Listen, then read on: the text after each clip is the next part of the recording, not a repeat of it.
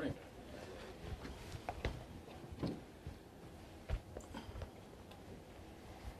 Well, good morning, everybody. And thank you for joining us today. I'm here with Police Chief Jeffrey Norman, with Director Leon Todd from the Fire and Police Commission, with Magda Fesahaya, the Director of the Department of Employee Relations, as well as Dr. Jeffrey Madison, the Information Technology Manager at the Milwaukee Fire Department. It's no secret that public safety is a tantamount, high-level concern for me as mayor of our city. And effective public safety requires qualified, capable, and committed people to serve on our police department, as well as in our fire department as well, in order to keep our city safe.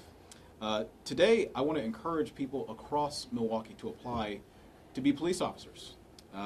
It's a challenging job, and I think that we compensate our officers fairly well, both with benefits as well as in salary. Now, I want our police department to reflect the diversity of our city. And I think that's an important point, so I'll say it again. I want for police in this city to reflect the diversity in the entire city of Milwaukee. And so with this in mind, I'm encouraging men and women from all neighborhoods across Milwaukee to apply to be police officers, to serve on our force. Of course, anyone considering the job will have questions, so the city of Milwaukee will be hosting a job fair this coming Saturday, March 5th, from 10 a.m. until 2 p.m. at the Police Academy. That's at 6680 North Teutonia Avenue here in the city of Milwaukee. We have consistently attracted high-quality candidates to join the police department. I've got no doubt that that will continue in the future here as well. I've worked hard over the course of the past year to keep our police department staffed up, and in 2022, our police department, or rather our police academy, will be running 3 classes of new police officers. So the opportunities are there. The application period is open now, and it runs until Friday, March the 18th. Some people might say, I want to make Milwaukee safer, but being a police officer is not the job for me. Well, we have other career opportunities that might be the right fit for folks who don't want to be police officers. In a moment, I'll sign legislation that increases the salary for our 911 operators, critical positions in our public safety apparatus. 911 operators are. We're in a competitive marketplace to hire the best people, so we're boosting pay for our employees who handle these emergency calls by more than 20%. With the Fire and Police Commission approval, we'll start accepting applications on Friday for 911 telecommunicators at a new pay rate of $55,000 per year. Let me repeat that. When the Fire and Police Commission approves this, and hopefully they will, we'll start accepting applications this Friday for 911 telecommunicators at $55,000 per year. That's important. I'm interested in making sure that we fill these positions, and interested applicants can get more information at milwaukee.gov/jobs. So let's make that official, and I'll sign that file, and then there are other folks here that you'll hear from as well. First up after I sign the file will be Lee Todd of the Fire and Police Commission, then followed by the Chief of Police, Jeffrey Norman.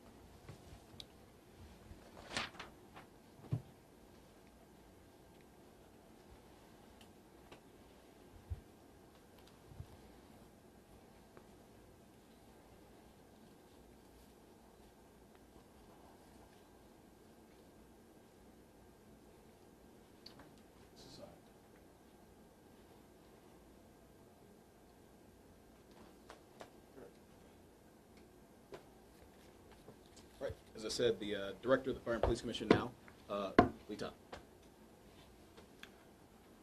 Good morning, everyone. I just want to really emphasize that the City of Milwaukee Fire and Police Commission and the Milwaukee Police Department are committed to recruiting a diverse corps of officers that reflects the diversity of the City of Milwaukee.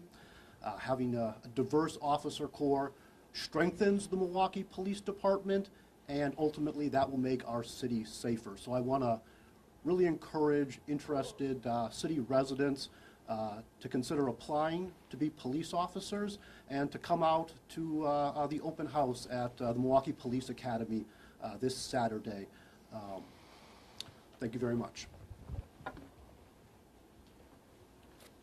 Good morning, everyone.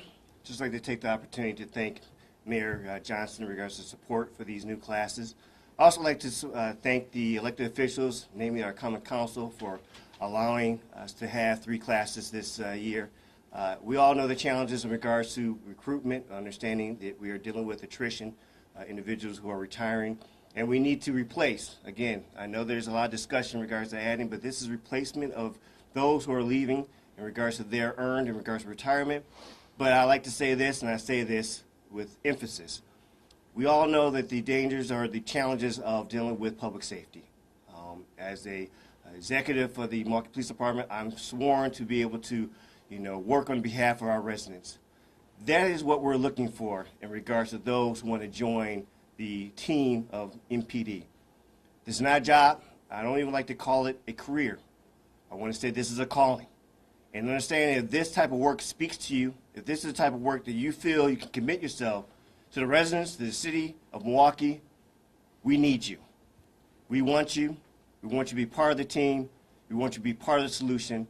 And I appreciate the efforts in regards to our, again, mayor and the fellow, Common Council, but also many of our stakeholders of supporting us in this effort. Thank you. All right. Thank you.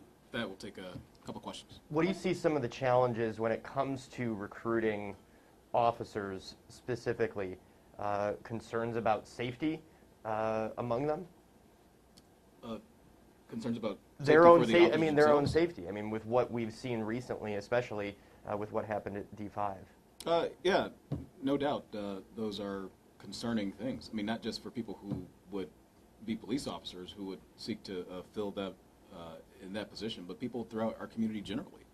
We've got public safety issues in Milwaukee that need to be addressed, and so that's what we're saying. We need people in this city who believe in this city, who are committed to this city, to step up and answer this call to make sure that we can provide greater public safety for the folks who live here, their family, their friends, the people that they care about in Milwaukee.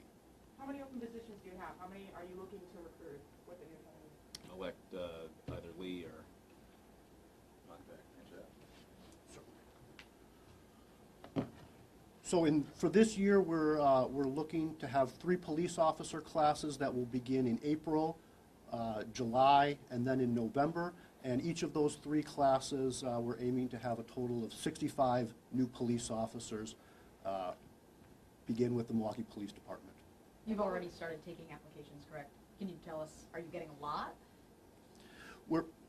We are getting a good number of applicants. Applications. I don't have the exact numbers at my fingertips right now. What would 65 new officers, what would that put you up to staffing level wise? Chief Norman, do you have? No, I don't have the exact number right off the top of my head. I mean, we can get back to you with that. Is this, I guess, can you talk about how the burnout has been and how obviously a lot of people have left the industry over the last couple of years, given what we've seen? Is that contributing to why you feel like you need new recruits as well? Well, I'll let Chief Norman certainly speak to that. Absolutely. And I don't know if I want to characterize it as burnout. Those who are retiring actually earn their retirement. That is not something that anyone can fault someone saying that I've done my time. Prior precedent, people usually have stayed a little bit longer past their particular time of working, but is that more generational? Or is that something where we don't know what the underlying issues of people moving on? I mean, coming from law enforcement, having those skills is highly employable. So I don't fault anyone who says that I've done my work and are moving on to another new career. I mean, a lot of people move, whatnot.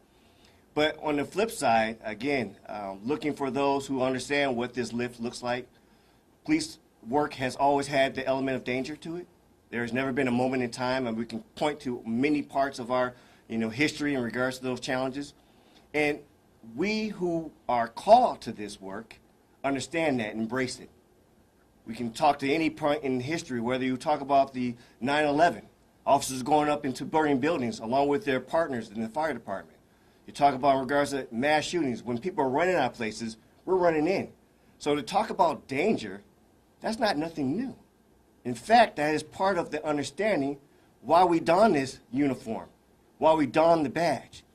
So I definitely will say again, we're looking for those who understand this is a calling, understand our commitment to our community. You're not working for the chief of police.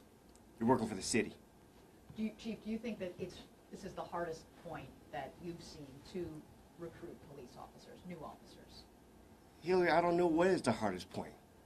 Do you want to talk about Rodney King? Do you want to talk about some of the situations of, mass shootings at different situations across our time of, working as a police officer? I mean, there's been some scary moments. I was downtown when we had 9/11, looking up at the buildings.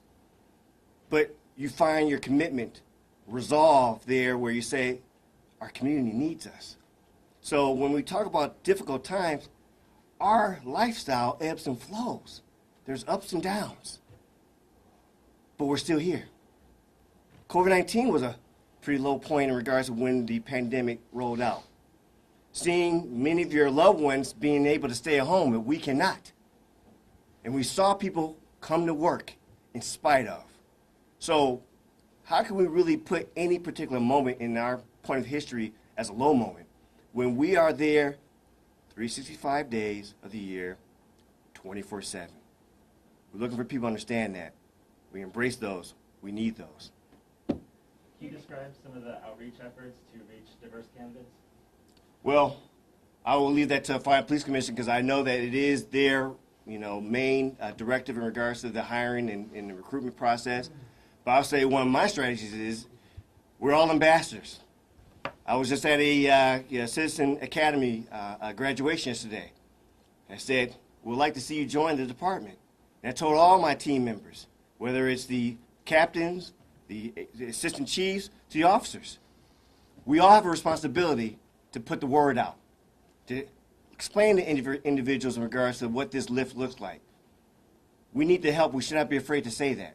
So anecdotally, I'm talking to everybody, even you, Elliot. The application process is open, sir. All right.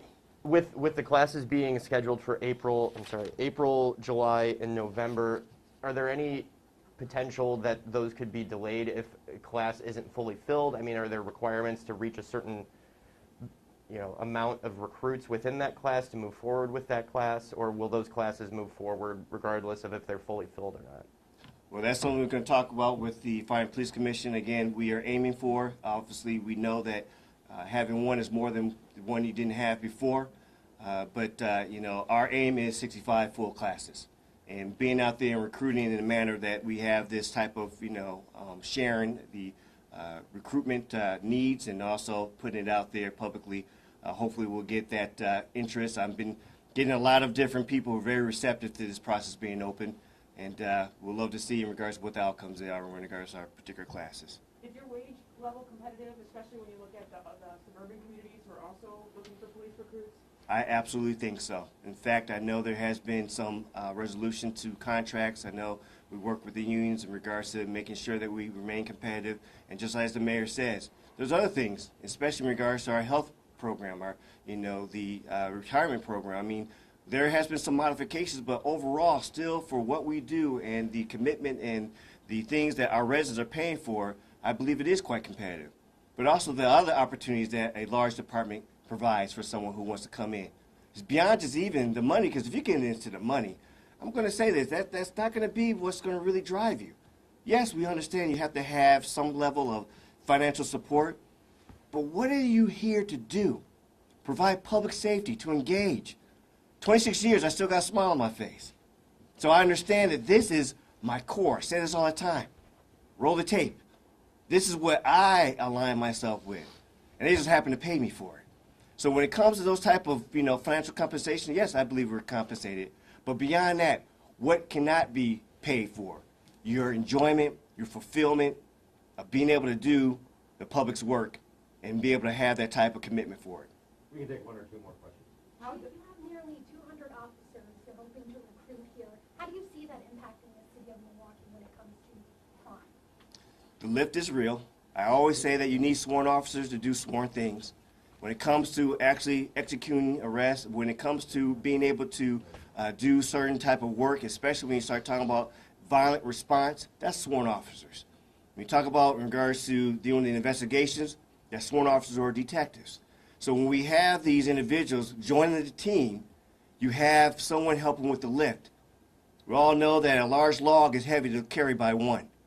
But when you talk about public safety and you look at it in the context of being that log, having multiple hands lifting that log makes it a little bit easier. Doesn't say it's not heavy, but you have more hands assisting with that lift.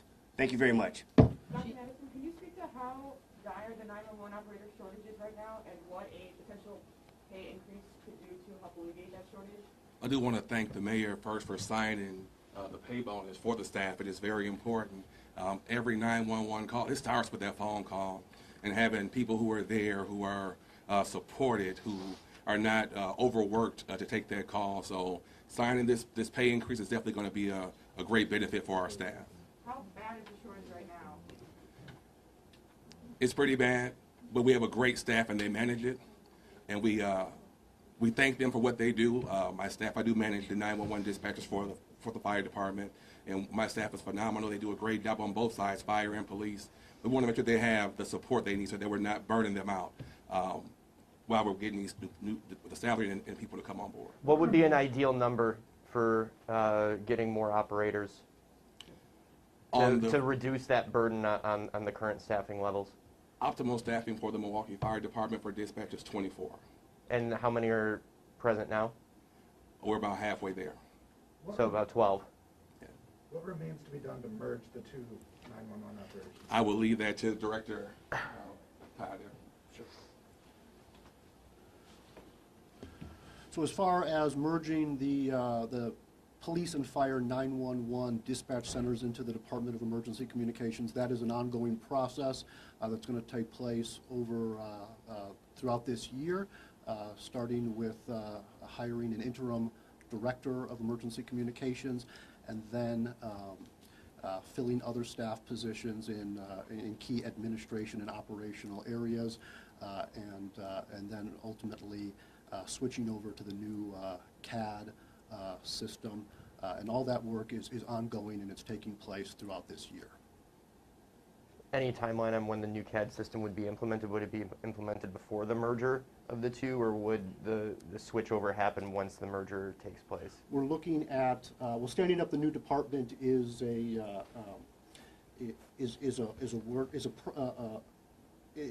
it's not as if the new department there's going to be a flip switch and it's going to come on overnight. It's going to be stood up over time over the course of this year. We're looking at having the CAD switch over sometime in the latter half of this year. Mayor Johnson, I want to switch gears a little bit and ask you, it's been a really difficult day so far in Ukraine, Milwaukee's sister city. They've been hit really hard today. Are you in touch with people there locally? Can you speak to your thoughts on what's happening there now? As I have said, it's a tragedy what's happening in the Ukraine right now, and I am in full support of the response by the federal government here in the United States and our allies around the world, further isolating the Russian regime and President Putin for the actions that are happening in the Ukraine. I haven't had the opportunity to discuss the issues with folks on the ground in our sister city, but I have been in touch with the Ukrainian community locally here in Milwaukee. As a matter of fact, lighting the Hone Bridge with them just a few nights ago. And as a matter of fact, this coming Sunday I'll be joining that community in church service at the St. Michael's Ukrainian Church as well. So on the ground locally, I have been in touch with the community, and I'll continue to do so. All right, thank you, everybody. Chief, can we ask Thank you you. 2 questions about District 5, the in-custody death? Don't want to take away from this. We'll set some up a little bit later, okay? Thank you, everybody. Thanks all.